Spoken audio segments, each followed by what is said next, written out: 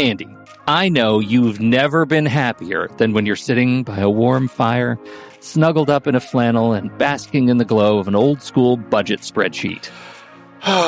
It is a special day I can shut down the world for a little me time. In a world full of applications, why do these antiquated documents and spreadsheets still run the world? And why haven't they been updated in over 50 years? That's why we want to talk about Coda. Coda is a new kind of doc that brings words, data, and teams together.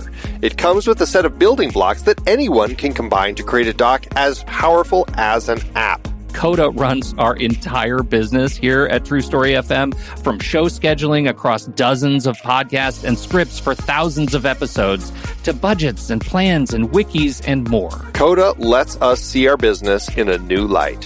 If you'd like to shine a light on productivity in your business and save money along the way, check out Coda today at thenextreel.com/Coda. It's hard to believe that we've been having in-depth weekly conversations about movies since 2011. So many great conversations over the years about so many great movies. All that said, producing this show week after week requires a ton of work behind the scenes. Becoming a Next Reel member gives you access to all sorts of additional and exclusive content. Plus, you're helping us keep the lights on. Just head to thenextreel.com/membership, where you can learn more about becoming a member, which costs a measly $5 a month, practically the same as one fancy coffee drink. And you get so much more. Every month, we record a bonus episode exclusively for members. Those episodes cover movies from whatever series we're covering at the moment, or add to previous series. Some movies we've covered that only members get to hear us discuss include The Blues Brothers, The Russia House, Naked Lunch, Independence Day, The Hot Rock, and Relic, the better one. Plus, members get to vote on what we're going to discuss for those episodes. We also record additional pre- and post-show content in regular episodes that only members get to hear. Like conversations about similarly themed movies. And answering listener questions from our live member chat. Speaking of our live member chat, we record almost all of our episodes in Discord, where members can chat right along with us live. Members get access to other members-only channels in our Discord community as well. On top of all that, members get all episodes a full week earlier than everyone else in a private Next Reel feed just for them that includes all the shows in the Next Reel family. The Next Reel, the Film Board, movies we like, Sitting in the Dark, and more new projects on the way. To top it all off, members don't have to listen to ads. We've already eliminated those annoying, dynamically inserted ads that, let's face it, we all hated. We are listening to you.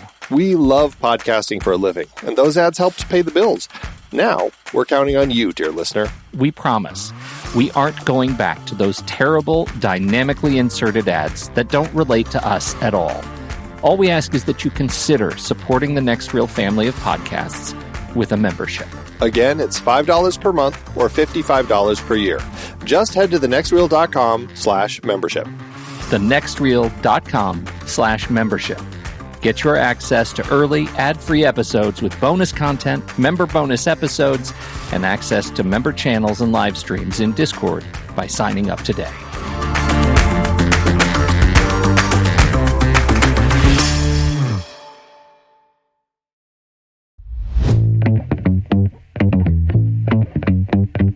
Welcome to Movies We Like, part of the True Story FM Entertainment Podcast Network. I'm Andy Nelson, and that over there is Pete Wright. I'm Pete Wright. On today's episode, we've invited Dialects coach William Conacher to talk about Ferris Bueller's Day Off, a movie he likes. William, how are you today? Excellent, thank you. Well, we are thrilled to have you here on the show with us to talk about Ferris Bueller's Day Off, which is a great, great movie. I can't wait to chat about it with you. Before we jump into that, though, I wanted to talk a little bit about you and being a dialects coach, like that whole idea of like that path in the industry and in life. Can you talk a little bit about kind of how you got started? It sounds like you went to the School of Speech and Drama. What was it that said, this is an area that I want to move into? So I was an actor originally. Most dialect coaches I know have been, although there are some who've been speech and language therapists or drama teachers, but most I know have been actors. And then that course at Central School of Speech and Drama, you don't train as a dialect coach specifically, you train in voice more generally. And just when I was there, I met another dialect coach who was teaching us, who just really inspired me. And I didn't even know what that job was particularly. And I just thought, oh, right, Yeah. I didn't know that was a thing and I can do that. And then really, really soon after I graduated, I was teaching at RADA, Royal Academy in London. I stayed there for 8 years and met some amazing people who kind of took me with them along the way. And, that's how it all got started, really. I look at your IMDb and it's just littered with some of my favorite properties. And I'm wondering how you go about learning the dialects that you're teaching others. What are the mechanics that go into that relationship? Well, it's really changed. So when I started, which was in 1876, there was no internet, and I literally used to have to get on. I once got a bus around the west coast of Ireland, just taping people with my mini disc recorder, as it was then. Just going into pubs and just recording people and breaking it down. I did. In fact, one of the very first jobs I ever did was called the Rocket Post, and it was set in the Outer Hebrides, which is a little group of islands off the west coast of Scotland, where they speak in a very extraordinary way that nobody really knows. And you just go around trying to meet people, recording them. Now it's all on YouTube. Sure. Well, yeah. You can pretty much get any clip you want right on the internet. But the process, once you've got the sample, is still the same. You break it down into component parts, because what you don't want an actor to do is just listen to something and try and copy the whole thing. It's one step at a time.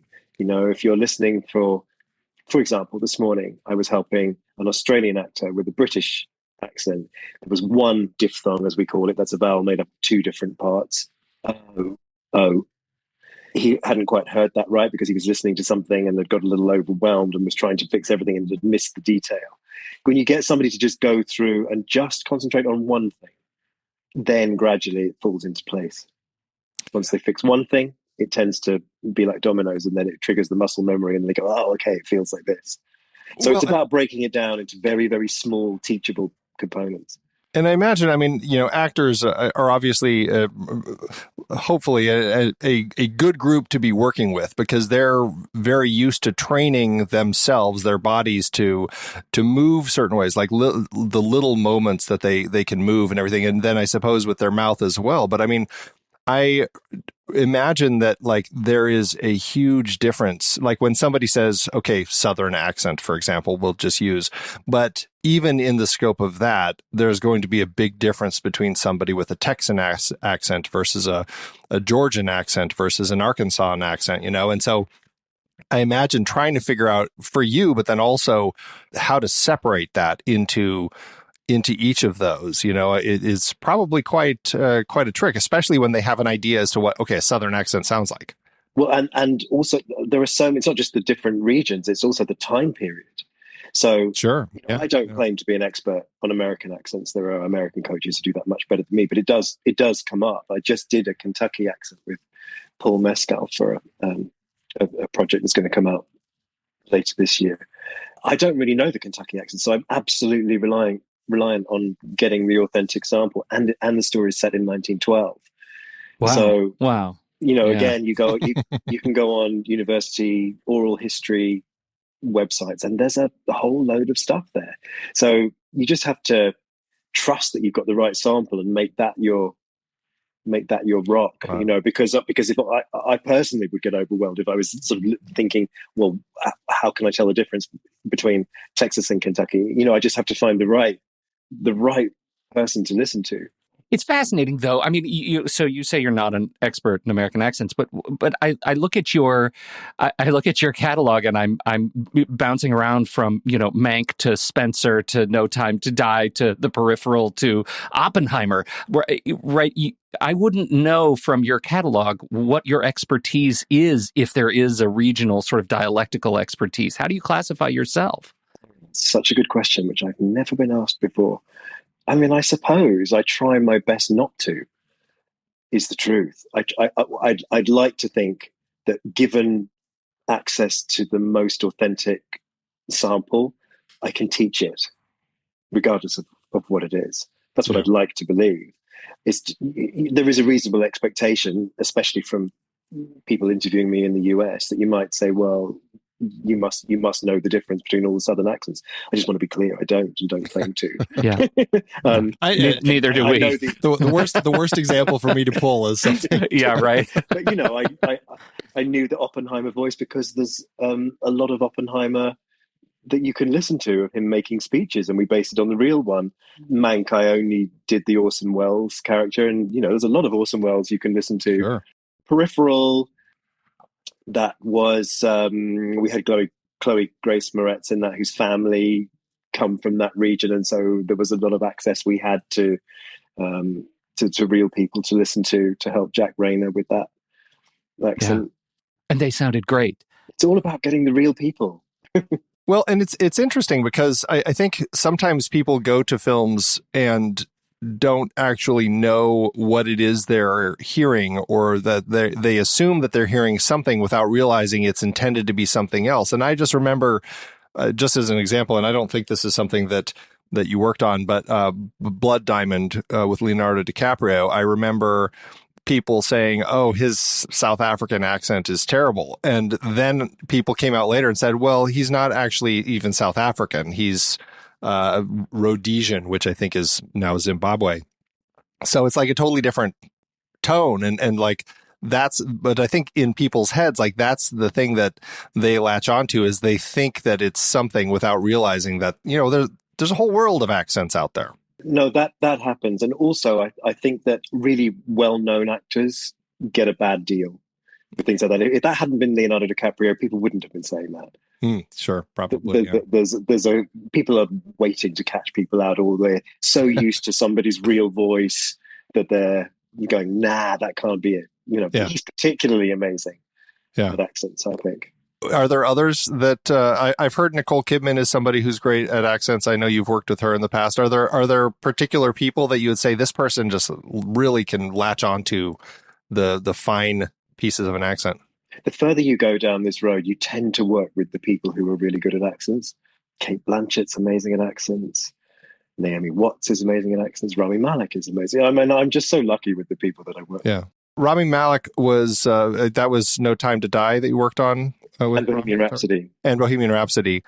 What was the accent in No Time to Die? It was just kind of, for me, it was just like a villain, but it's just villain. Like I didn't know that it was a particular accent. Well, yeah. He does sound like a native villain, though. At the time, we chose not to talk about it. So I think I'm allowed to talk about it now. We actually based it on Azerbaijan. We didn't want to go Russian. Mm-hmm. Right. And so we listened to people from Georgia and Azerbaijan and that kind of Caucasus region. Okay. And it is a little amorphous. There's right. not a huge amount to hang your hat on there, but that was a deliberate choice on our part. Sure. We did want to do villain. We were specific, but without really saying to the audience, this is from a specific nation region. state. Yeah. So It sounds like we won there because you didn't know where he was from. No, yeah, right. Not a clue. He was terrific. Oh, that's so interesting. Sometimes you also work as a dialogue supervisor, and I know like you've worked with Stephen Daldry a number of times, but I noticed like on Extremely Loud and Incredibly Close, you're credited as having been a dialogue supervisor with Tom Hanks, Sandra Bullock, and Thomas Horn. It's American speaking, kind of an American accent. What's the job of a dialogue supervisor in something like that? Yeah, so I've got to be honest, that's a slightly made up title. Okay. that Stephen made up for me because it's what we refer to me as when I'm working on the post-production as well. I mean, you always do the ADR with the actors, but when there are certain relationships you have with certain directors where you're by their side through the mix. Mm-hmm. And that's when we refer to me as a dialogue supervisor, because he likes me to give an opinion on things that are not just about accents, but about even the levels of the dialogue and the loop groups. And the reader was where we really first came up with it, because there's a whole, apart from just doing the German accents, I did all the post, and there's a whole level of real German that you can't hear because it's mixed so low. We just did it with the crowd. I see. So you would never, as an audience, be able to identify that there's actual German being spoken in a movie where everybody else is speaking English, but it gives a layer of authenticity that you couldn't say why, but it just is. Yeah. So you coach You coach? Do you coach in other languages besides No, English? no, Okay. no. Okay. You know, You just- the great thing, my age and of my experience is that you kind of arrive at a point where people are paying you for your taste. You know, and Dare I'm not to saying dream. that's not a boast of saying I have great taste. It's just that I've been around so long that I think, you know, by process of elimination, people trust your taste. So, I suppose that speaks to when you're working on somebody with like made up dialects. Like, you also worked with Peter Dinklage and Ben Barnes in the Chronicles of Narnia, Prince Caspian, and which isn't, it's Narnia. Like when you're like, is that just like, we're just going to come up with something that sounds a little different? It's quite funny that was. I must be honest. I'm not sure that if I was doing that movie now, I think I would probably try and be a bit stronger about imposing my supposedly great taste. At the time, it was very much Andrew Adamson's concept that I can't remember the tribe. I think they're called the Telmarines. Oh God, I might be getting that wrong. But the tribe that Ben Barnes is the prince of should all have had a kind of Spanish-ish accent. And we spent about 8 weeks getting that ready in New Zealand. Then Andrew called me one day and said, listen, all of the other guys that I'm casting alongside him are going to be Italian. So can we switch to an Italian accent? I said, you know what? I really don't think you can ask him to do that after we've been doing this for so long. Anyway, okay, well, no one will really know the difference. So we did end up, I must be honest, with a bit of a mishmash of kind of like Latin-esque Right. accents in the Narnia tribe. And then what really amuses me is that when Michael Apted then directed the next one, which is called Voyage of the Dawn Treader, he'd hated the accent so much, he just went, just don't do it. So Ben doesn't have the accent in the next one. I mean, I think this is glorious. It's, with hindsight, I can find that very funny. Yeah, right. No kidding. Sort of the converse of that. You have worked on Spencer, extraordinary film, and so much work on The Crown. I'm curious how you see your work on those properties in terms of sort of the dialects of the royals. Is there additional weight on the process because of who they are? Definitely. I mean, The Crown is a really interesting one because none of us really knew what it was going to be. We knew we wanted to do 6 seasons. We knew there was a scope for telling decades worth of story. But we didn't really know how to calibrate the voice work, how much of a barrier it might be if they sounded very much like the real people. I was quite keen that they did sound as close to the real people as possible because I thought that it helped with the period. If they sounded like if you believed that they were in the 1950s, it gave you much more leeway to then tell the rest of the story going forward, because the current Prince William, current Prince of Wales, does not have the same accent as the late Queen.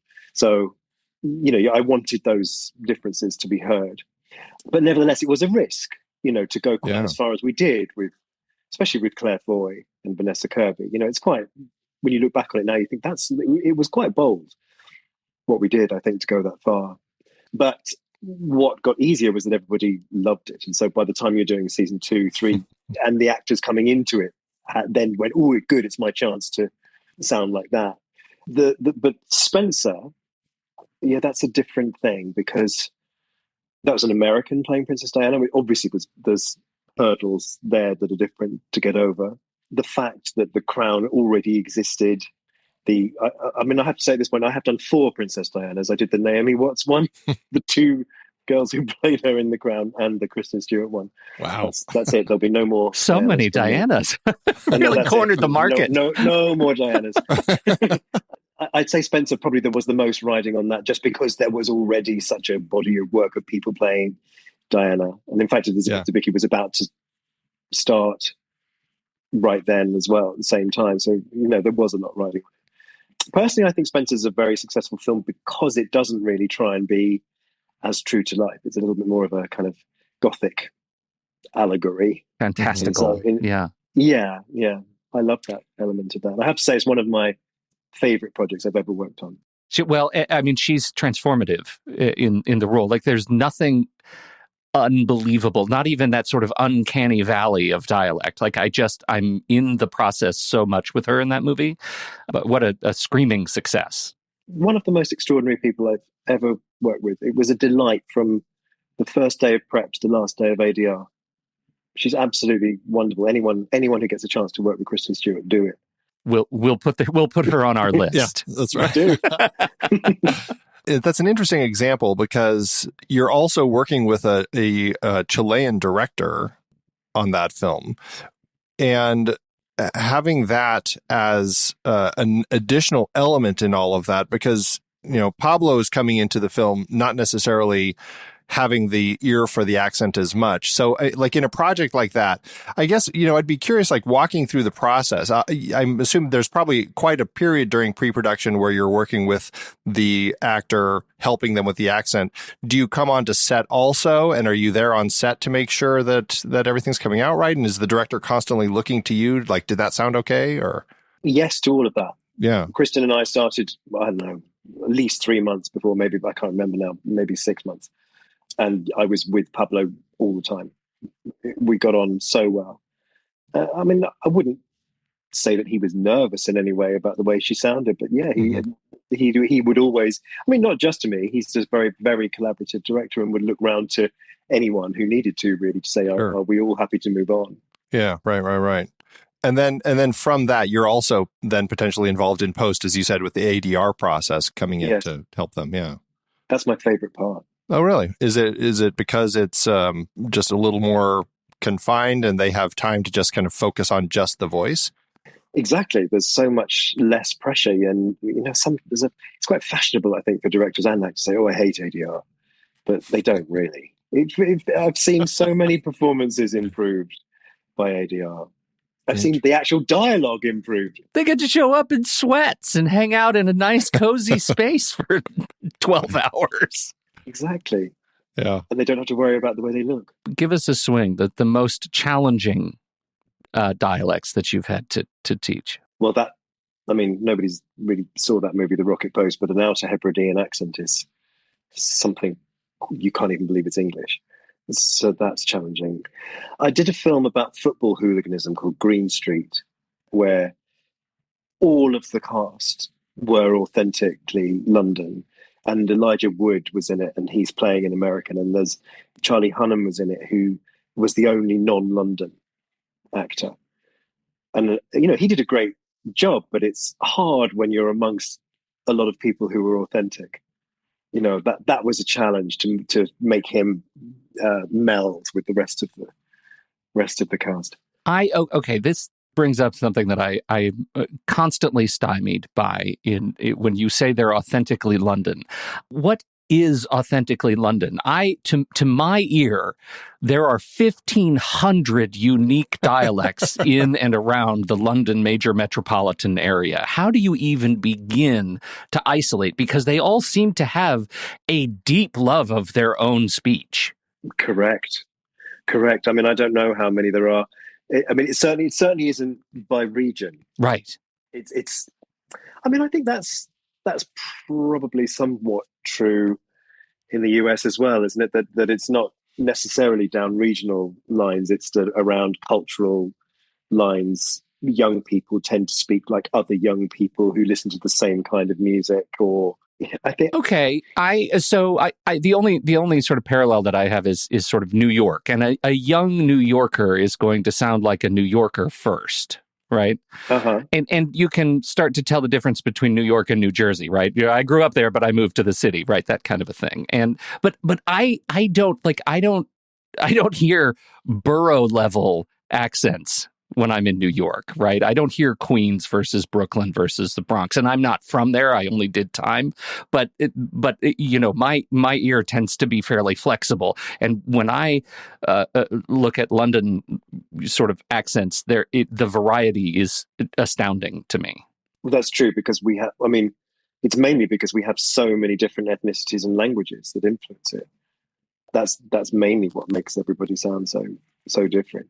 What is your, like, you're speaking in your native accent. Would you call this your birth accent? Probably not my birth accent. I was raised in the suburbs of London to the south, but because of my job and because I've travelled such a lot, and it's been a long time since I've been a child in Surrey, I probably don't really sound that way anymore. Whenever I go to America, people ask me if I'm Australian. Really? Interesting. I think it's not because they actually think I'm Australian. It's just that I don't have the accent that people expect, whatever that is. Whatever that is. I don't know. But so it's pretty regular that I'm asked if I'm Australian. Well, it is interesting because like my mom is Australian and she's been here in the States since, I don't know, 1970 or something, but she still has retained a small bit of accent. And it is at a point where oftentimes people can't tell what it is. And I feel like a lot of people just throw out Australian as an option when they just don't, it's British-ish, but I'm not exactly sure what, so we'll just call it Australian. I suspect you're right. If you don't quite fit the bill of what they're expecting, right? Australian. Yeah, certainly not Americans. Yeah, right. I'm just curious. Like, how do you start? Like, say Pete and I, you're going to be working with us to, let's just say, like Cockney, for example. Where would you start in saying, okay, let's work on helping you work with your Cockney accent? I mean, is it just strictly script based? Do you look at the words on the script? Or are you saying, okay, but you need to understand the core essence of how you say certain things first? Slightly depends on your level of experience. So, like if I was starting with literally you from the get go, then no, I wouldn't start with the script. We'd spend a good half an hour listening to a variety of different Londoners and trying to work out what the common denominators are. There are processes that I have with everybody or that I find useful for myself. For example, I like to watch, and that's the great thing about YouTube, you can watch these people speaking as well. I like to watch and listen, and then I like to just watch with the volume muted to see if there's anything physical you can identify about the oral posture, the way they use the lips and the cheeks, and is there something in that? Probably if we were watching Cockneys, you'd notice that compared to an American accent, there's a lot more movement in the jaw. Like it's a lot more, you use your mouth a lot more than an American would. So that would probably be where we start, the physicality of it. Okay. And how that might affect, in a Cockney accent, particularly the diphthongs. It's O, ow, a, I. That's a great one, actually. I. Fly. I. Fly. Get in a train. No, I'm going to fly. I'm going to fly. Oh, that's so it starts sounding Australian in my head, though. Oh, but you know it what? all goes to Australian. I'll just bore you with that because you said fly. Your L is la, so you're saying fly. But this London L is fly, fly. But in terms of the diphthong, it's the same. Like yeah, London, right. Fly. Australian, fly. Fly. The only difference is the L. Fly. I can't do the fly. That's really hard. I know. It's hard. It Fly. takes time. It takes a lot of time. Fly, yeah. Because I feel like with the longer jaw, then it's more of full. I feel like it's turning into the Australian L. Face it, Andy, you're capable of two. You're capable of two accents. This one and your mother's Australian. I've got the Monty Python. Oh, right. We do also have my British accent is like the Monty Python. Hey, there's nothing wrong with that. Faux British. Right. Yeah. There's nothing wrong with that. I always say when I'm working on the dialogue with the actors and they said, do you mind reading the other people? I went, I will, but you just need to know that I make everything sound like Monty Python. So as long as you're prepared to play your scenes with Monty Python, that's fine. Oh, that's so funny. It's fantastic. This is just going to be a question about how your brain works because I'm so interested in sort of neuronal development about how you keep these things straight. I actually, as we're talking, I found a map of British English dialects, and I am surprised to see how small Cockney is, just like Black Country and Brummie and Coventry and Corbyite. These tiny little isolated islands. I don't even know what that one is. It is in the middle of the Northants dialect between Cambridge's and West Midlands, north of London. It is. Wow. Okay, there you go. You see, this is what I mean. I'm not an expert until I'm an expert. Well, that's exactly it. Until somebody's asked me to coach that, and I've gone to find it. Right, so right. When you think about accents, particularly when you're working in properties that have accents that are adjacent to one another but distinctly different, let's just say Australian and Kiwi, right? How are you able? Do you have any tricks to be able to get yourself get it in your ear from one to the other? It isn't really tricks. I mean, the Australian, once you know what the difference is between an Australian and a New Zealand accent, you can never really unhear it. Fish. New Zealanders say fush. It's once you know, you're listening for vowel sounds. It's like map references. Once you've walked north in New York a couple of times, you won't ever go wrong. Yeah, right. You get it. Right. It's a grid. Map references. Yeah, exactly. Yeah. I'll credit this to Kristen Wiig. I think it was Kristen Wiig who said she has, whenever she needs to do an Australian accent, she just says Reese Witherspoon. And that always immediately gets her into the accent. Great. I worked with her on A Boy Called Christmas. What was her accent? Kind of comedy British. Comedy British. Now that's a whole other level is that kind of moving into the Monty Python realm? Oh, for sure. Yeah. It's a very underrated, cute movie. That I think A Boy Called Christmas. It's very good. Have not seen it. Okay. What is the trick in I can't remember the movie, but where they're talking about Michael Caine and how you say his name is you say my cocaine, and that's like how he says his name. But that's that little. I don't know. I've never seen that. Okay, well, but it's funny because that's how I get my head, like Michael Caine's accent into my head. Michael Caine. You wouldn't say the L. Yeah. Michael Caine. Yeah. Oh my God, it works. You didn't know this was a learning podcast, did you, William? Oh, I'm so glad it is. I'm always happy to learn new things. So funny. One more. I, as much as I want this not to be, we'll turn to Ferris Bueller and not make this just a litany of your credits. But one of the things that we have done on this show and on one of the other shows we do, The Next Reel, is an entire series on the movies of Robin Hood. And you worked on the 2018 Robin Hood, and I am so curious. Okay. Your take. Okay, I'll stop and let you go. Well, no. To be fair to myself, I worked for about a week on that movie. Not a lot of time. No, not a lot of time. This is the honest truth, I was asked by Jamie Dornan, who I've worked with a number of times, to help him. And then when I got there, he pretty much decided with the director to just do his own voice. Oh, okay. And then I met Taron for about 2.5 minutes, and we both agreed that he was marvelous and didn't need any help. And but there were other people I met who I had a really lovely time. Like I spent the afternoon mucking around with Jamie Foxx and his accent, and he is one of the most delightful people I've ever met as well. So playful and fun. And that is also where I met Ben Mendelsohn, and also for about 3 minutes. And I also met Eve Hewson, who I have gone on to do an awful lot of work with. Actually, Eve Hewson is Bono's daughter and a great actor. And she has this very successful show, Bad Sisters, on Apple, in which she's tremendous. And a beautiful movie called Flora and Her Son. The John Carney. Yeah. John Carney's Mm-hmm. Yeah.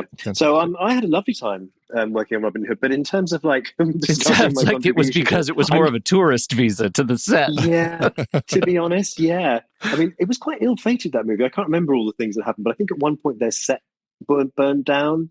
Yeah, it was troubled. I think all sorts of things went wrong for them on that movie. Well, everything the exploded. The best Robin Hood on movie is unquestionably the Disney cartoon where he's 1970. Yeah, that's easily the best Robin Hood. The canonical truth. Although Cary Elwes does have the line, I'm the only one who can speak British, which I always thought very funny in Robin Hood Men in Tights. So, Well, yeah, this has been such an interesting journey into language and the way that you work with people with dialect. But let's shift our attention to the movie that brought us here and brought us together, Ferris Bueller's Day Off, directed by John Hughes. I said it before and I'll say it again. Life moves pretty fast. You don't stop and look around once in a while, you could miss it. What is so dangerous about a character like Ferris Bueller is he gives good kids bad ideas. Well, why should he get to skip school when everybody else has to go? Syphilitic meningitis. He never gets caught. This guy in my biology class said that if Ferris dies, he's giving his eyes to Stevie Wonder. Well, he's very popular, Ed. I recall Central Park in fall. Ferris Bueller, do you know him? Yeah, he's getting me out of summer school. They think he's a righteous dude. Think he'll be alive this weekend? I can see him denying popular belief, setting off on some impossible mission. He jeopardizes my ability to effectively govern this student body. He does whatever he wants, You know, as long as I've known him, everything works for him. whenever he wants, He's very cool. and he never gets nailed. Ferris can do anything. Oh, he's such a sweetie. Wake up and smell the coffee, Mrs. Bueller. It's a fool's paradise. He is just leading you down the primrose path. Matthew Broderick. Bueller. Ferris Bueller. Ferris Bueller's Day Off. Because life is too beautiful a thing to waste. This is a fantastic film. 1986, this film came out. Do you remember your first time, coming to this film and why it stuck with you? Oh, not really. I feel like I've seen it so many times. It's been part of my life. Let's think, how old was I in 1986? 18. I honestly can't remember the first time I saw it, but I just feel like it was part of that era of Breakfast Club, and it was those 1980s movies that were so funny. I can't remember the first time I saw it, no, but it's absolutely part of the infrastructure of my movie life. Is there anything in here related to dialect work that sparks interest in you in this movie? Absolutely none. Okay. I was worried a little bit that we were going to come in here and get ready for a dissertation, a treatise on the variant dialects in and around Chicago. No, I'm afraid not. I just love those. Although, actually, I was a bit geeky because I can, in a way that I absolutely didn't do in 1986, but when I was watching it again to get ready to speak to you today, I thought, oh, Alan Ruck really has an accent, and right. He's from Ohio. I saw, so I can hear that now with in a way that I didn't in 1986. What I think that I love, there's so many things I love about that movie, but I just love characters speaking directly to the audience. It's just one of my favorite things. I don't think you see it often enough. And I love it that it's he's so disciplined, because it's very important that it's only Ferris who does it.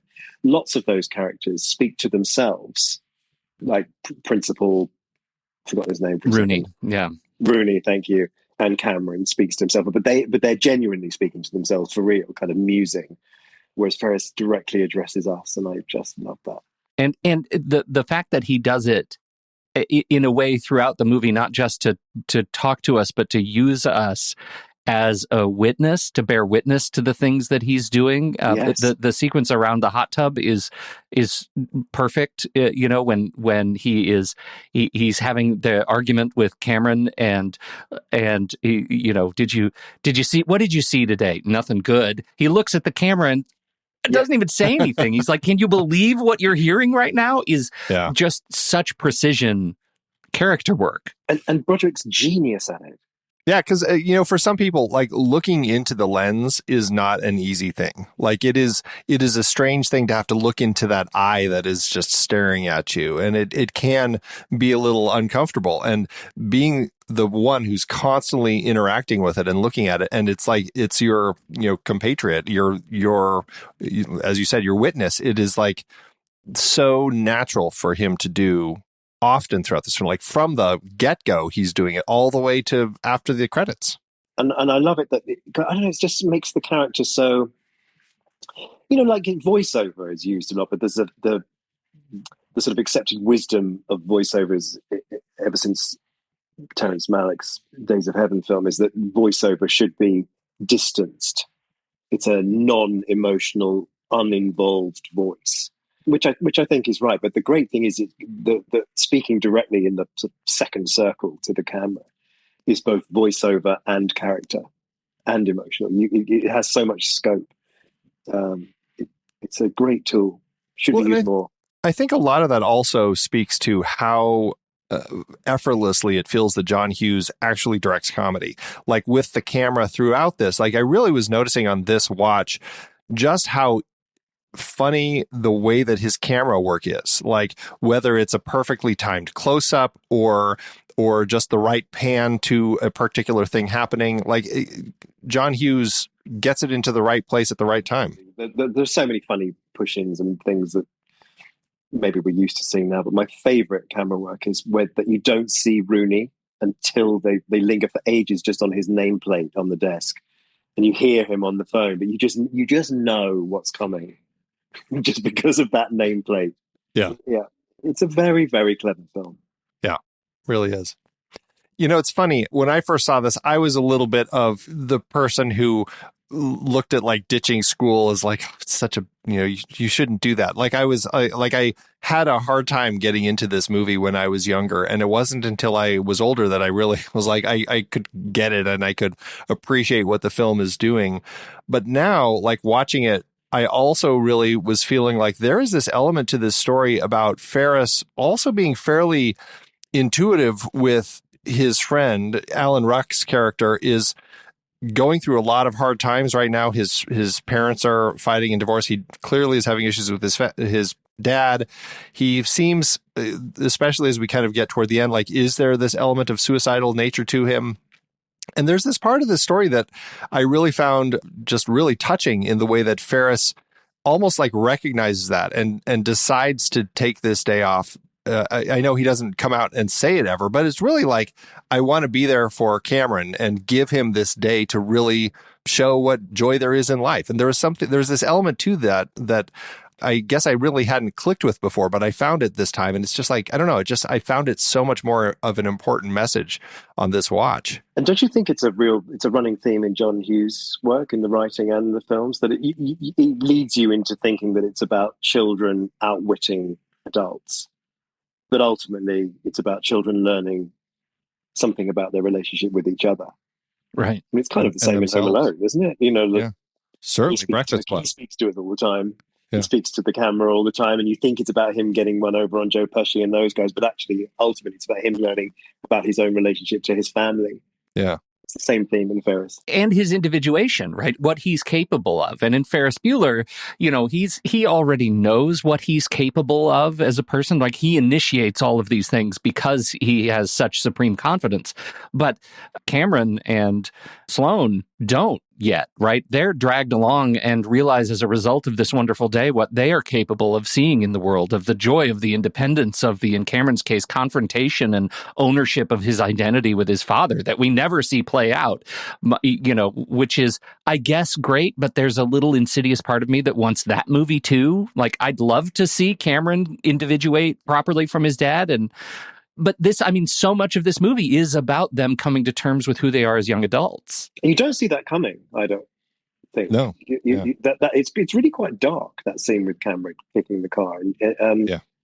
In a way that I'd forgotten how, it's really quite upsetting in a way that I could never have guessed was coming. That's another sort of sleight of hand trick that John Hughes is capable of doing, unlike so many other writer-directors, which is to take something, tell a very true, dark story, and have us all remember it as a comedy. Reference The Breakfast Club. The Breakfast Club is an incredibly dark movie. It's very dark. And yet we remember it from our youth as like, oh, it was funny. It was about kids in detention. Same thing with this movie. Oh, it's about Ferris Bueller and he's in the parade and he's doing funny things and there's a great montage and also it's about a suicidal kid who doesn't understand how to relate to his dad. Yeah. Very, very genius filmmaker. Breakfast Club is dark though. Like, right, it's proper dark. Right. Yeah. That one, definitely goes down a much darker road. Yeah. But what I really enjoy just about the craftsmanship of this is like, we're given Ferris and his story as he's like, I'm going to take this day off. I'm going to get Cameron involved. We're going to hang out. I want to get my girlfriend over here so that Sloane is hanging out with us too. But then we also have like these other elements of the story that I enjoy so much, and particularly his sister. I really love Jennifer Grey as Jeannie, who's her quest is to bring her brother down, and she's like so mad that he always gets away with everything, and like she's gonna like, what can I do to do that? And it builds like, because you got that story, and then you also have Principal Rooney, or the dean of students, I should say, as the one who's like, I'm gonna finally get this kid. And I love how it all builds to that final moment at the back of the house when he catches Ferris finally, and then his sister, like that's that final moment where his sister is able to like be there for her brother. And it's just like, what a moment. Like she had been so ready to get him caught by the parents. And then that final moment, she realizes why. Yeah. What would it be for her? Yeah, right. And it's just like, what a touching moment between the brother and sister. And that's it. That was the final moment that we have between the two of them. But it's just like, it was such a perfect moment as she like lets him go back into the house to get into bed. Well, lest we forget the lead into that, which I think is possibly one of the best lessons of this movie, which is in the police department, where she's having that conversation with the drug-addled cameo Charlie Sheen, right? Which is him playing the ghost of Christmas Future. So this line, everybody else has to go to school. Well, you could ditch. I'd get caught. Yes. You're pissed because he ditches and doesn't get caught. Is that it? Basically, your problem is you. Worry about yourself, not about what your brother does. That's just an opinion, right? That lesson right there is a central lesson to the movie, which is like you get to own your own identity. You don't have to make your identity slavishly tied to your brother just because he's more popular than you. Why do you have to do that? That allows so much of the family rebuilding at the end of this movie between siblings that I just find it, as an only child, I find it incredibly moving and aspirational that I'm sure all of my siblings would be like that. No, that's what it's about. The movie's about individuality. Yeah. And I have to say, I was also struck on this rewatch by how genius the costume is. The costume design is so clever. Just from that, that robe he's in at the beginning and the way he puts his hair in that towel, he's coming down the corridor, and the fact that he's wearing that sweater vest all the way through, and then suddenly you realize that when he gets on the carnival float with the German girls, their costume colors are the same. And you think, my God, it's brilliant. So clever. Yeah. For sure. And Jeannie too is like a staple of the 90s, right? She's got her Nikes and her kind of like puffy socks or leg warmery type things, and the tights and the colors and everything just feels so embodied in 90s pop culture. 80s, I would say. 80s, but yeah, you're right. What am I talking about? They each definitely have that, right? Like they all feel they're wearing elements that just feel kind of that era, and it feels like the things that youth would be wearing, but it also feels so casual. But you're right, when Ferris ends up on the float and everything, he ends up feeling like naturally a part of it, and that's it's kind of perfect. So clever. And weirdly, you can also buy him as the Sausage King of Chicago. Like, it's like there's something about that attitude that is with the outfit that is the sort of thing that you would say, sure, okay, yeah. That's probably his boldest moment, isn't it, when he doesn't back down there? Well, yeah, clearly it's a shock to Sloane and Cameron, as they're like, no, let's just go. What you're pushing it too far. But yeah, really interesting. And it's one of those moments where you're kind of like, okay, this scene is going to end with the actual Sausage King of Chicago coming in at some point.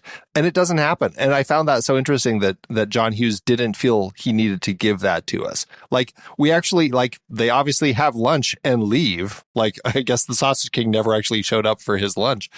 And the scene pays for that meal. Well, I was wondering that. We don't get to see that, but at the end, the whole scene ends with him trying to hide from his dad, who's, as we find out, is also his favorite restaurant. But which was a shift. So I enjoyed the way that plays. Those that's another awesome bit of sleight of hand. The number of times that they duck out from under seeing dad and mom around town, right? In the cab and at the restaurant. It's all perfect. And when he's racing home. Yeah, classic. Racing home one is a bit of a stretch. You think? Yeah, that she never looks up. Yeah. Well, and also when he's running right next to dad, and it's like dad. That one. Yeah. But by then you're so in love with the movie, you just, nothing. You can do no wrong. Yeah, exactly. And in love with mom and dad. They're just sort of daffy, addled, kind of like that. That's the John Hughes adult, right? They're not completely present, but they're present enough to be loving. And it's really helped by the music. They have their own theme every time. There's some kind of music. It's exactly. It's that loving. Yeah. It's so clever. Right. But what I love about John Hughes, like the parents in John Hughes films, maybe not all of them. I think Breakfast Club, we don't really get to see them, but they're not necessarily this type of parent. But when you think of the parents here or something like 16 Candles, the parents do kind of have that daffy sense about them, but there is this sense of truly loving their kid and wanting to do what's best for their kid. And even Home Alone, right? It's like we have this sense of mom and dad here as, okay, sure, Ferris is kind of pulling one over on them in a very elaborate way when you get to see when mom comes home. But it's clear how much they actually love their kids, and there is this sense of a real relationship with them, just wanting to kind of create a good life for them. And I do enjoy that about what John Hughes does with the parents when they do pop up in the films. Yes, because if they were, you wouldn't enjoy the child's cleverness and wiliness if they'd come from a bad home. Right. Yeah. So much. Would you? Right. I don't know. No, it would just be sad. Isn't it just, he's just saying, have not yet accepted that there is a way to do things. They're still asking questions. They're still saying, but why does it have to be like this? Why do I have to do that? That's what it's about. I think all of the children in his movies are just not accepting that there has to be a way to do things, and they're going to find their own way. I think finding that's a good way of looking at it, because like Ferris has that bit about school and he's just like, European history is like, I'm not even European. Like he's got like this view of like why he shouldn't have to do that test. And, sure, some people will actually latch onto that and want to become a historian and really kind of go down that path. But it is interesting how there are so many different things that you end up kind of having classes for over all the years of school that you do, that most of it you're not going to really be using at any point. And you're right. There is this level of kids figuring themselves out and like, what is it that I want to really be using out of all of this in my life? I mean, I suppose it is worth saying, in the context of today, it is rather privileged middle class kids. Rather, yes. Well, that's very true. Like, if you come from that kind of money, maybe your test doesn't matter quite so much. Yeah. I think Ferris's future was fairly assured, and that house in Home Alone is something else. Yeah. Oh, yeah. That's John Hughes money, right? Like that's John Hughes' identity is writing things. Pretty in Pink, same thing. Like that's just who these things are. You sort of have to accept that. Even National Lampoon's Vacation, right, Christmas Vacation is a classic of the like rich suburbanite who, oeuvre. Yeah. Doesn't make it any less enjoyable. But, nope. But it's good to be aware. In the context of today, it is worth not feeling too worried about Ferris's future. Right. Yeah, he's going to be fine. Yeah. Right. Well, I suppose that also, that's one of those elements that you don't see tackled often enough in his films, but Breakfast Club really does stand out in that regard as the one where he's really looking at all of these different groups in high school from different backgrounds, and yet at the core, they all are teenagers trying to figure life out. Absolutely. Yeah. I don't have the list of names right off the top of my head, but the economics classroom, Ben Stein's classroom, is a who's who of faces that have gone on to other things, like not the least of which is Simone Christy Swanson, who plays, I think, one of the iconic bit roles in this movie, just because she gets a great line and, ends up as Buffy. It's weird. And how well cast are those teachers? Like the droning, it's so genius. Yeah. Yeah, it was really funny to, eventually have Ben Stein have his own game show, like Win Ben Stein's Money, because like I was like, God, he was this character. Like I didn't think of him as anything else other than Bueller. Like that's just and that became iconic. Like you could just like in class, you would just like teachers would be calling names and somebody would go Bueller. Like it's my understanding is that Ben Stein, he was such a wonk in the 60s, right? I mean, and worked for Nixon and was a classmate with Carl Bernstein. And like he was a speechwriter, right? A Republican conservative speechwriter. And my understanding was so much of his economics, like he just did that. I think that was like what he would be teaching if he were teaching that high school class. And that's one of the things that makes I it didn't so know any funny. of that. Yeah, no, he graduated from Columbia with honors in economics and was valedictorian of his class in Yale Law School. So he's right brilliant in his own right, and also ends up being one of the most entertaining, sort of comic straight man actors that, of the era. That's got to be one of the most unusual journeys. Yeah. Ever. Right. Yeah, truly. Another regular that we have with John Hughes is Edie McClurg, who is the secretary for Dean Rooney, who is she is just like generally my brain goes to Planes, Trains, and Automobiles with her in her whole scene that she does with Steve Martin. But this movie, like I forgot how much I enjoyed the relationship between her and Rooney, as far as like the way that he would just have these little like nasty cuts toward her for being such an idiot and a dingbat sometimes, and the way that she just so casually plays it. Like she plays that kind of dingy secretary stereotype to a T. Except she's not. That's one of the fun things about that character, is that it lulls you into thinking she's going to be an idiot, and she's not at all. Right. Right. She sees around every corner. Yeah. Well, that's what's so interesting. He's the dean of students, but she is so in tune with everything that's actually going on. Like that's what is really interesting with her character. It's like she knows who's hanging out with who and it's got the whole lay of the land. Absolutely. Let's see. We've talked about a wide variety of the cast. Jeffrey Jones is an interesting, certainly a troubled person at this point in time, but he was kind of that face of Rooney that I don't know, his role in a lot of these types of films, I think just kind of like this film became so iconic for him, but just like he's one of those people that I always think of in a lot of these 80s properties like this and Beetlejuice. And I don't know, it's even going into like not so great movies like Howard the Duck, but it's like there's something about the way that he would perform, and just like it's clear he revels in being the antagonist in this film. Absolutely, but he plays it so beautifully. He doesn't ever cross into that kind of mustache twirling element. The dilemma feels very, very real for him always. The parallel story for Jeannie and Principal Rooney is the fascinating one, because she's the child, and yet she learns the lesson of like being able to focus on herself that he never learns because of adulting, right? He's in a position where he has to be a completely zealous kind of authoritarian in his own mind, right? And he can't get over the fact that this one student has just gotten under his skin, just like Jeannie has to get over the fact that her brother got under her skin. And I think that's really fascinating. Another John Hughes-ism that we're talking about, right?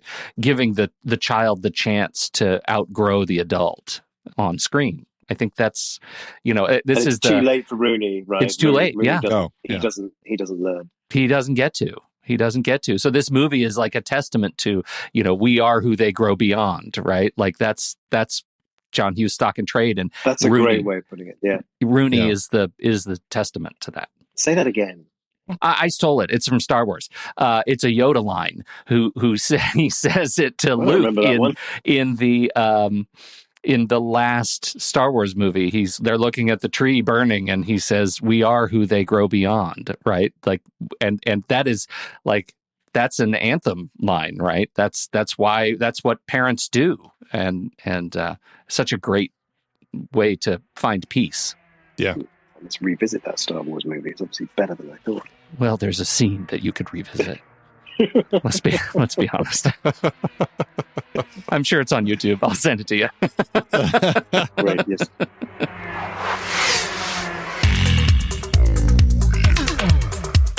Ferris Bueller, Andy, tell me it won all the awards.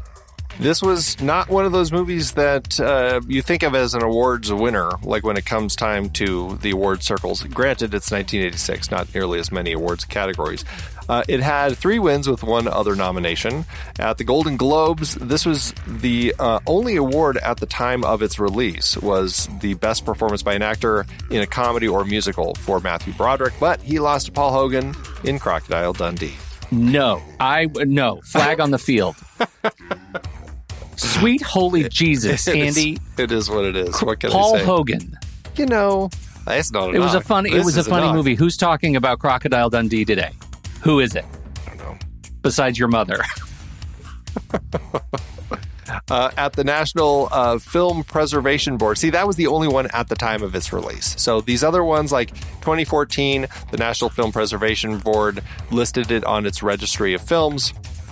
And then in 2021, the Online Film and Television Association put it in their Film Hall of Fame.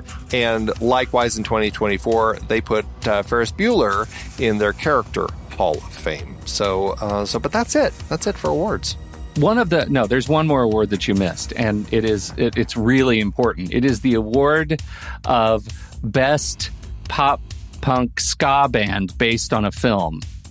And that is the classic Save Ferris, which I listened to a lot. Save Ferris, the band. Were you a Save Ferris fan? That's funny. No, I wasn't. Oh, you totally should have been. This was back when it was cool to like ska, and I was that guy. So I loved Save Ferris, and they're back now. They're back. They broke up, and in 2017, 16, 17, they came back, and we're all better for it. I think that's the truth. Interesting. I didn't know they came back. They came back, Andy. Wow. How did it do at the box office? So it didn't win the awards. Did it win all the money? Well, it did. For Ferris, John Hughes had a budget of $5 million, or almost $14.5 million in today's dollars. The movie premiered June 11th, 1986, opposite Back to School, The Manhattan Project, and the limited release of Mona Lisa. Ferris couldn't quite push ahead of Rodney Dangerfield and landed in the number 2 spot for its opening weekend, and it never got higher than that. Still, it was a hit at the box office, earning $70.1 million domestically and $576,000 internationally for a total gross of $204.4 million in today's dollars. That landed the film in the number 10 spot in the highest-grossing films domestically of 1986. All told, it ended up with an adjusted profit per finished minute of $1.8 million. Whew. I love Back to School, but I'm not talking about that one today either. Sorry, Rodney. Just saying. Crocodile Dundee. So much of this movie has become iconic. I think hearing Yellow's "Oh Yeah" is another of those iconic bits that became like almost like an anthem through the 80s and even into the 90s. Like, it's so defining of like when you hear it starting up, Yeah, it's amazing. The entire soundtrack is amazing, right? Like it's one of those movies that used the soundtrack of the music I was listening to at the time.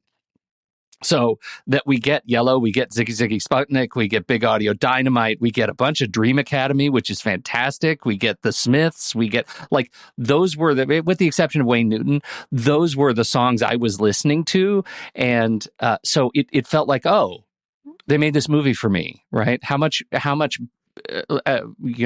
credibility this movie has because it was speaking the musical language of me, a kid who was kind of at that point. He used a little Brits, didn't he? In the soundtrack. Yeah, right. And you have to admit, even if Wayne Newton wasn't in your musical library at the time, at least after this film, you were probably singing Danke Schoen. Yeah. No, it's fantastic. It's a great soundtrack. And that's, I think, another element that John Hughes really taps into with his films is finding the music that, like, I don't know, John Hughes, I mean, how old was he when he was making this? Because I feel like John Hughes tapped into his teenage brain and just stayed there, right? Yeah. I mean, I believe that he died at the end of the 90s, and I think he was around 60. So yeah, he was born in 1950. Oh, okay. 36 making this. Yeah. Yeah. He died in 2009. That was, I thought he died much earlier. When did he die? 2009. Oh, really? I thought it was earlier than that. Yeah. Oh, interesting. But just like, I mean, 36 years old making this film, but he is like, really, like the music, as Pete said, it just feels so much what you were listening to. And I'm sure he had a great music supervisor helping him with that, but I just feel like just how he taps into the teenage psyche through all of these films that he ends up tapping into. It's just like, I feel like there was something in John Hughes that really was able to find that element that was in a teenager of somebody who is trying to figure themselves out. And maybe that was just John Hughes. Like he was maybe trying to figure himself out, but he recognizes that, and it creates this honesty in all of the teenagers that he ends up, no matter how far down the road of comedy the film goes, there's just this honesty in those characters that he really taps into. What year was Donnie Darko? Oh, was that? Oh, Donnie Darko owes a lot to. Huh. That's interesting. Not as a genre in its actual content, but the vibe of the school. Yeah. And the way, the authenticity of the teenagers and the way they're written. I feel there's echoes of John Hughes. Yeah. Even tapping into like the music. I mean, Tears for Fears, it definitely like a little older, but still, it just, that music just kind of still felt like he was tapping into something with that youthful spirit in Donnie Darko. It's one of the sad transitions, right? That we end up with. I think the spiritual successor to John Hughes ends up being somebody like Joss Whedon, who has, such a vibe of, such an ability to create a high school vibe, and also the inability to say I'm sorry, which is really sad, right? Like that. I think there's a lot of promise in making great comedy and authentic, telling stories of authentic youth that we've sort of lost. I don't know who's doing that right now. Like who's taken on the mantle of telling those stories? Yeah. I mean, maybe Greta Gerwig in some way, has sort of a voice of contemporary youth. But again, like Barbie wasn't high school. Well, yeah, I was going to say, I don't feel like they're teenagers in her stories, Did you see that Australian movie last year that I've, of course, forgotten the name of, where they're doing the Ouija board? Oh, talk to me. That was very good about youth, I thought. I really believed all those. Huh. Okay. Yeah, very true. Yeah, very true. Although my brain says that they're more college age, but still, like there's still something that's very authentic about that group of people. And just like the way they hang out, right? Yeah. Yeah, exactly. Yeah. And a mix of ages, younger brothers, and there are a range of ages in it. Yeah. I think the 8th grade is one that was extraordinary, but not as funny as I kind of needed it to be. Like it was not John Hughes funny. It was more, oh goodness. That's quite upsetting. It's really very upsetting. Yeah. Right. Yeah. Very much. Book smart. There you go. Yeah. Okay. In that one, they really do speak to a lot of the authentic voice of the teenage characters as they're hitting that point of graduating and going separate ways and everything. These are individual films, though, aren't they? So maybe Greta Gerwig is the Ladybug. Maybe is the right. Yeah, maybe you're right. Maybe she is the one who's sort of like consistently. I might put Tina Fey on that list, but really Tina Fey just keeps making Mean Girls. I don't know if that counts. Yeah, Mean Girls. That's another great one.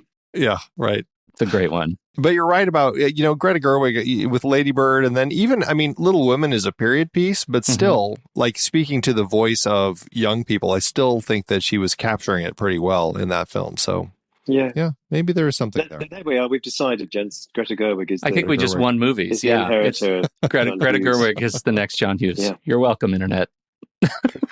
Oh my gosh. Did either of you ever watch any of the Ferris Bueller TV show that was a spinoff of this in 1990?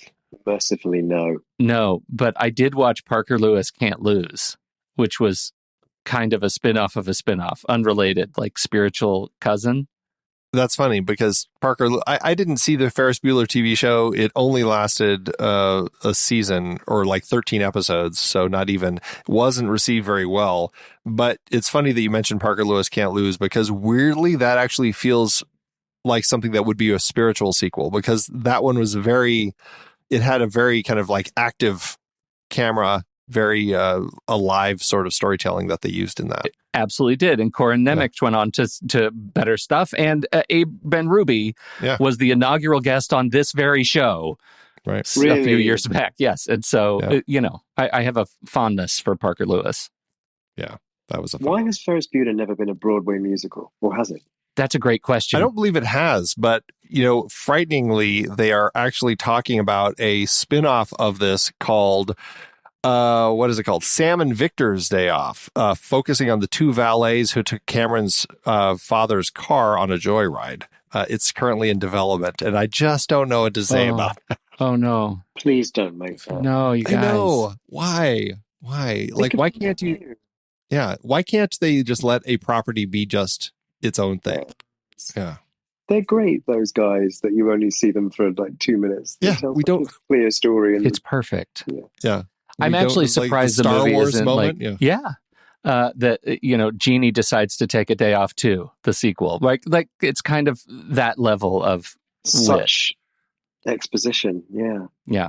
I know John Hughes talked about doing a sequel at some point about like maybe it's in their college years and we'd see what they're up to in college, but I don't know. I just feel like the right heads prevailed in not actually making a sequel.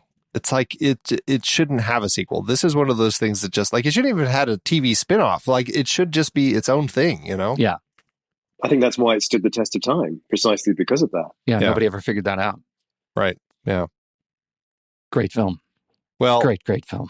William, it has been so fun talking to you about this film. It's been excellent. You guys are amazing. You've got such greater knowledge than I do about all the people that were in it. And well, we're fans. You picked an easy hitter, right? It's not a hard one to talk about. No, it's not a hard one to talk about, but you definitely have superior knowledge to me. It was really fun. Thank you so much. Do you have any places online where, like, any socials or any place you direct people to like interact with you? Or are you kind of like, no, I am? You can interact with me on Instagram. It's easy to find me. It's a public account. It's just William Conacher. There's not very many interesting things on there, but people are welcome to contact me on there if they want. DM me. Yeah. Yeah, right. Outstanding. Well, fantastic. Keep up the great work. What projects do you have that are coming out soon for people to keep an eye out? On Christmas Day this year is Robert Eggers' Nosferatu, which is an epic labor of love. It's going to be amazing. It's properly scary in a very old-fashioned way. And who are you working with on that, and what are the accents that we should be listening for? They're both just regular, it's a silly thing for a dialect, I should say regular British, like non-regional British accents with Lily Rose Depp and Willem Dafoe. Oh, okay. So we're not getting into like, I don't know, Transylvanian sort of things or Romanian? There is one Transylvanian accent. Yes, but that was not me. That was done before. Oh, okay. My work on it is the RP with those two.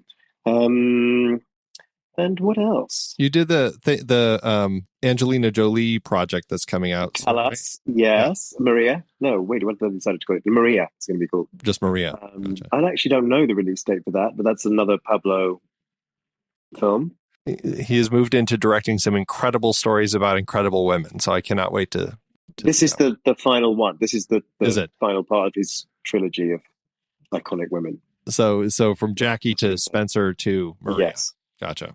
Okay. Oh, so good. I'm sure there's something else I've done as well. Oh, yeah. I just did a film version of Hedda Gabler. Oh. Gibson play with Tessa Thompson and Nina Hoss, that Nia DaCosta directed. I think that's going to be very interesting. That's early days. We only wrapped it at the end of February, so I haven't seen anything. But And what was you were working with Tessa on that one? I was. And in what accent would that be? So kind of a kind of 1950s British. Yeah. They updated the story and put it in England. Kind of a British hipster retelling of Hedda Gabler. No, I wouldn't know. Not hipster.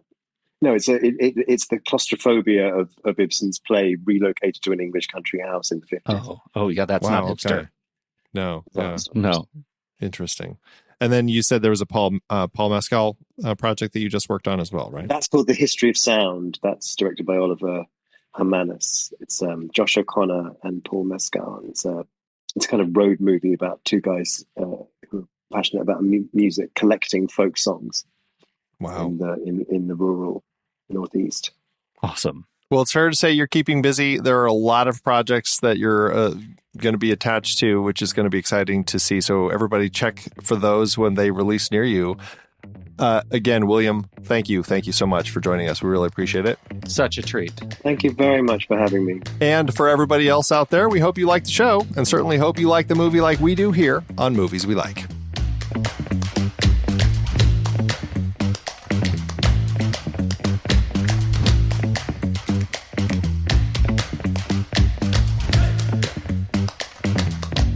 Movies We Like is a part of the True Story FM Entertainment Podcast Network and the Next Reel family of film podcasts. The music is Chomp Clap by Out of Flux. Find the show at truestory.fm and follow us on Facebook, Twitter, Instagram, Threads, and Letterboxd at The Next Reel.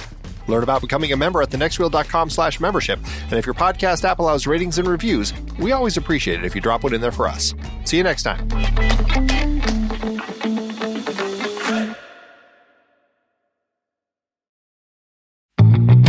I love the conversations that we have on Movies We Like. We have had such a wonderful variety of industry guests joining us to talk about some of their favorite movies. So many listeners want to make sure they've watched the movie before tuning into our discussion.